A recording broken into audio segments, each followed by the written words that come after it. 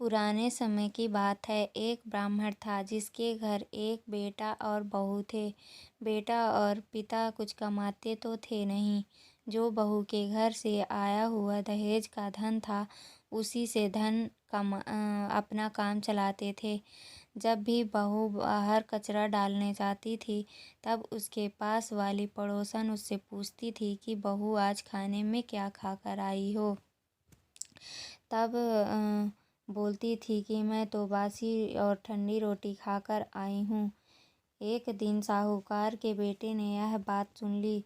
वह वहाँ से चला गया और अपनी माँ के पास जाकर बोला कि माँ, तू अपनी बहू को रोज़ गर्म गर्म खाना खिलाती है और वह फिर भी बाहर जाकर यह बोलती है कि मैं तो बासी रोटी खाकर आई हूँ। तब माँ ने कहा कि बेटा, मैं तो चारों थालियों में बराबर गर्म खाना परोसती हूँ। यदि तुम्हें यकीन नहीं है तो तुम खुद देख लेना। वह अगले दिन तबीयत खराब होने का बहाना बनाकर कंबल ओढ़कर सो गया। तब उसको यह देखकर आश्चर्य हुआ कि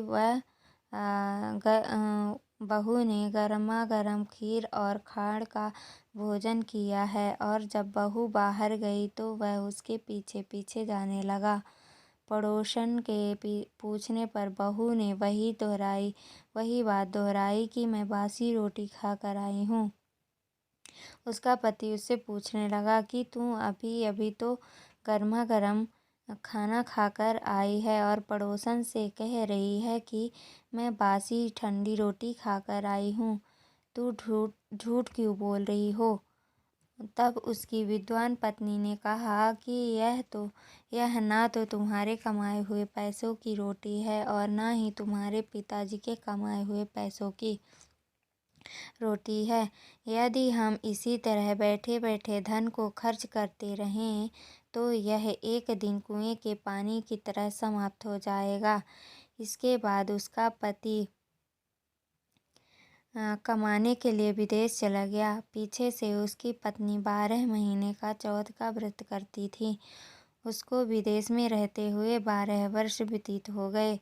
तब चौथ माता और विनायक जी महाराज ने सोचा कि इसको अब घर बुलाना चाहिए।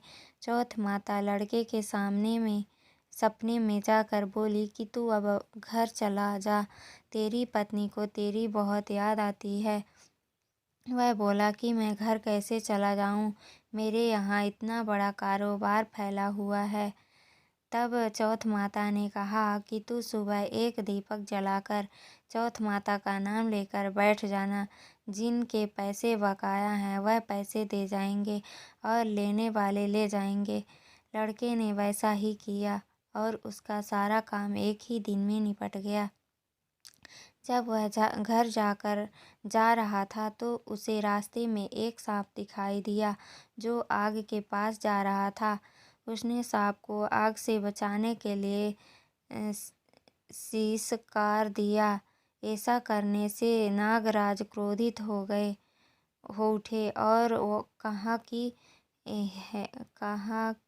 हे पापी, मैं तो इस नाग योनि से मुक्ति के लिए जा रहा था और तूने मुझे शीसकार दिया। अब मैं तुझे डस लूँगा। तब वह लड़का बोला कि मैं 12 वर्ष बाद अपने घर जा रहा हूँ। आप मुझे अवश्य ही डस लीजिएगा, किंतु आज मुझे अपने घर वालों से मिलने दीजिए। आप कल रात को आकर मुझे डस लेना। नाग ने उसकी शर्त मान ली और वहाँ से चला गया। जब लड़का घर आया तो वह उदास था। उसने अपनी पत्नी से पूछने पर सारी बात बता दी। उसकी पत्नी बहुत चतुर थी। उसकी पत्नी ने एक सीढ़ी पर दूध का कटोरा रख दिया, दूसरी सीढ़ी पर बालू रेत बिछा दी, तीसरी पर फूल माला बिखेर दिए, चौथी पर इत्र छिड़क दिए, पांचवी पर मिठाई रख दी, छठी सीढ़ी पर जौ और सातवीं पर रोटी रख दिया। रात को जब सांप आया तो सबसे पहले ठंडी ठंडी रेत में लेट कर आया। फिर दूसरी सीढ़ी पर दूध भी पीकर कहा कि मैं एक ब्राह्मणी के बेटे को डसता तो नहीं, लेकिन वचन दिया हुआ है, इसलिए डसना पड़ेगा। फिर हुआ है फूल माला की सीढ़ियों से होता हुआ प्रसन्नतापूर्वक इत्र की खुशबू लेता हुआ ऊपर की ओर आने लगा। सांप को ऊपर आता हुआ देखकर विधायक जी ने चौथ माता से कहा कि इस ब्राह्मणी के बेटे की रक्षा करनी होगी, क्योंकि इसकी पत्नी इसके लिए चौथ का व्रत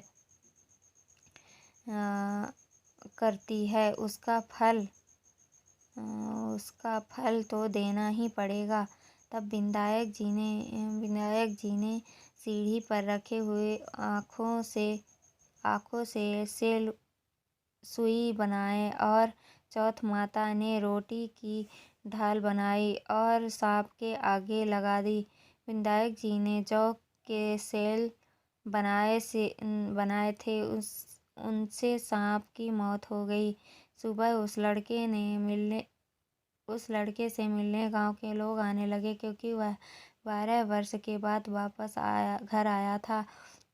लोगों ने उसे आवाज दी, लेकिन वह तो उदास बैठा था, इसलिए बोला नहीं। जब उन्होंने देखा कि सीढ़ियों पर तो खून पड़ा हुआ है, तो वे चिल्लाने रोने चीखने लगे कि ब्राह्मण, आज तो तेरा बेटा मर गया।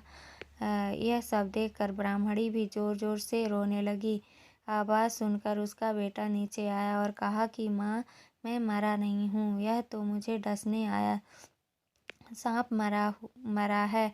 यह सब देखकर उसकी पत्नी भी प्रसन्न हो गई कि मेरे पति के प्राण बच गए। उसने चौथ माता को धन्यवाद दिया और कहा कि यह तो चौथ माता ने मेरे व्रत करने का फल दिया है। चौथ माता जैसा फल ब्राह्मणी के बेटे को दिया, वैसा सभी को देना। कहानी करने वाले को, कहानी सुनने वाले को, हुंकार देने वाले को और पूरे परिवार को देना। यह भी भादवा की चौथ माता की कहानी। हम आशा करते हैं कि आपको भादवा की कहानी, माता की कहानी पसंद आई होगी। धन्यवाद।